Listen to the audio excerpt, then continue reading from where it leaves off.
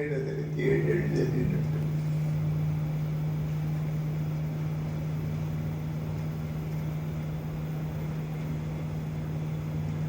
కానీ 7 ఏళ్ళు చదవాల్సిన పరిస్థితి కూడా ఉంటుంది కదా గురువు గారు.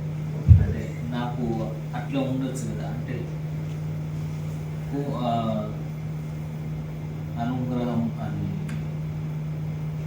వాళ్ళ పూర్వజన్మలో వాళ్ళు చేసిన సాధనను బట్టి ఉంటుందంటారు. పూర్వజన్మలు మనకు అనుభవం లేదు కాబట్టి వాటి గురించి మాట్లాడవలసి ఉంటుంది. ఎవరైనా అనుభవం ఉండి వాడిని అడగాలి.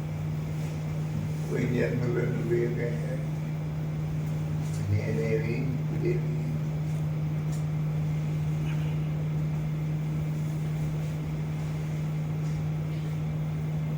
ఈ జన్మే అర్థం కాక అల్లాడుతుంటే పూర్వజన్మ.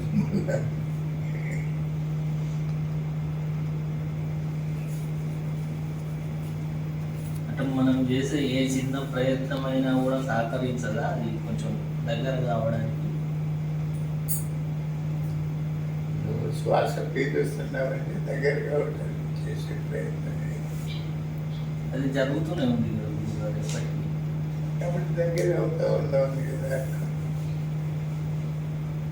అది ఏ పని చేసినా శ్వాస అంటే బతుకున్న శ్వాస ఆడితేనే పని చేసి మనం పొందినాము అనేది గుర్తు లేదు. దానికి గుర్తించడం.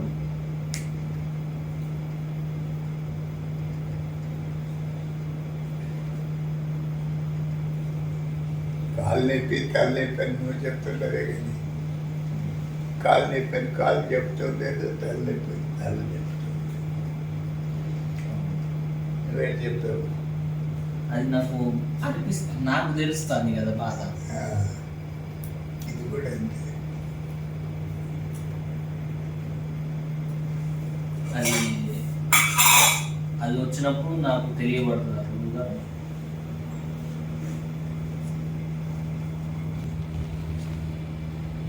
ముందుగా తెలియదు, తలనొప్పి వస్తుంది, కాలు నొప్పి వస్తుంది.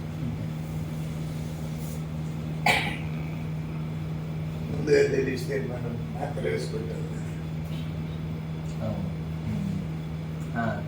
తెలియదు కాబట్టి వచ్చిన తర్వాత మాత్రలు అనేవి వేసుకునేది. ముక్త స్థితి కూడా అంతేనా?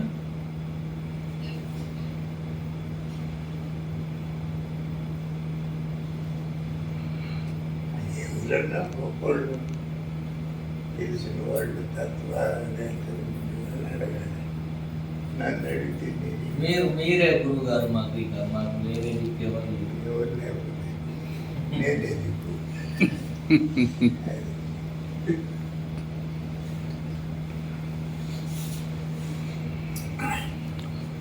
మీరే దిక్కు అన్నాక నాకు వదిలి ఆ ప్రశ్న.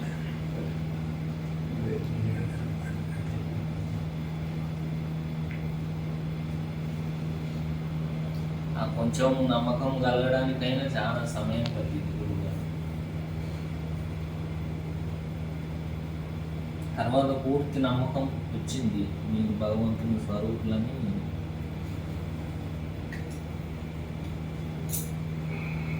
కానీ ఇంకా అది బాగా దృఢంగా అయితేనే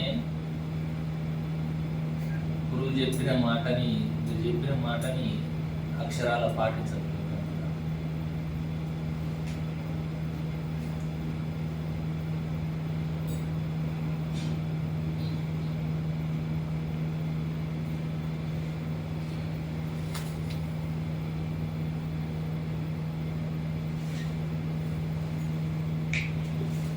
ఒకటి మాత్రం గురువు గారు, ఇక్కడికి వచ్చిన తర్వాత ఇంకా ఎక్కడికి వెళ్ళనవసరం లేదు, మనకు కావాల్సింది ఇక్కడనే లేదు అని అనిపిస్తుంది. అనిపించడం కాదు, అవసరం లేదు అనిపిస్తే అది నిజం అనిపించడం అంటే వేరే ఎక్కడికి పోయినా నాకు దొరకదు ఈయన్నే అని నిజంగా అనిపిస్తుంది.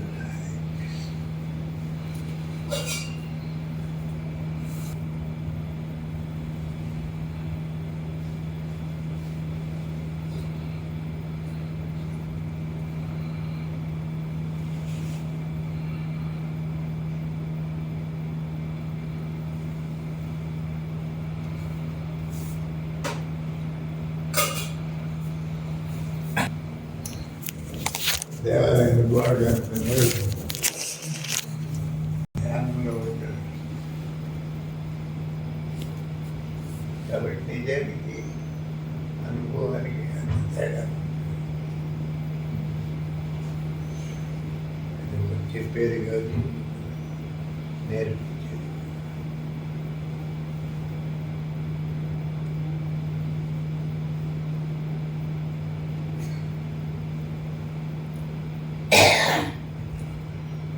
గురువు గారు ఎగ్జాంపుల్ దాన్ని మాత్రం ఉంటుంది అనుకోవచ్చు.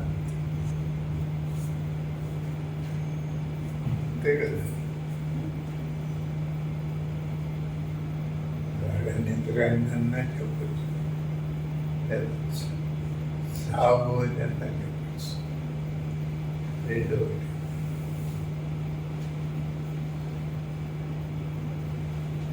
అంటే జ్ఞాని అంటే చనిపోయిన వానికి కిందనే లెక్కన.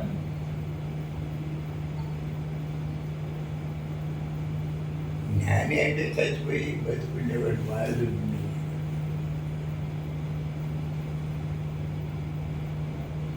చచ్చిపోయి బతకడం అని మాకు తెలియదు. ఎవరికి తెలుసు? ఎవరు నాకు తెలుసు అయితే మీకు తెలుసు గురువు గారు. అది నేను చెప్పాలి, మీరు చెప్తే ఎట్లా? మీరు ఇంటర్వ్యూలో చెప్పారు గురువు గారు, సుబ్రహ్మణ్యం అనే వ్యక్తి అప్పుడు మరణించాడు, ఇప్పుడు ఉన్నది ఈ శరీరంలో నుంచి మాట్లాడుతున్నది పలుకుతున్నది తాతగారి అని.